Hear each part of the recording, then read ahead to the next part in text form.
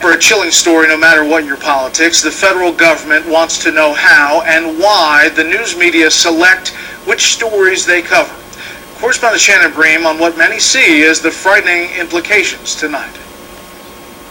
Whenever I hear of the government going into a newsroom to do something other than deliver coffee, I become frightened, because the government should not, as a general rule, be any part of journalism.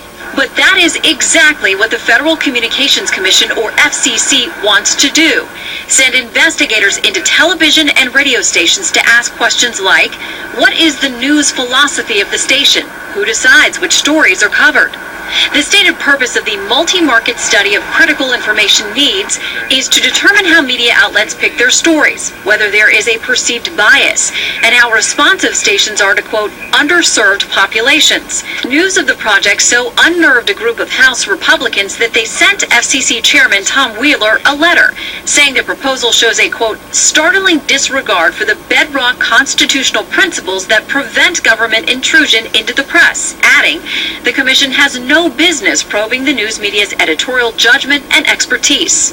The Radio Television Digital News Association, a professional media organization, calls the plan ill-conceived, clearly an overreach, and says, quote, even the concept of a study like this is enough to chill every journalist and every station which prides itself on journalistic independence.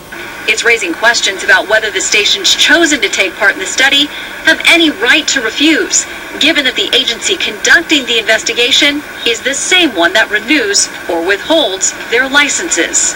How much government coercion might there be with all of this? Is the government trying to ultimately dictate speech and dictate how journalists are supposed to do their jobs? Funding for the program has yet to be approved, and critics think the negative, very public backlash may actually put that in jeopardy. Brett?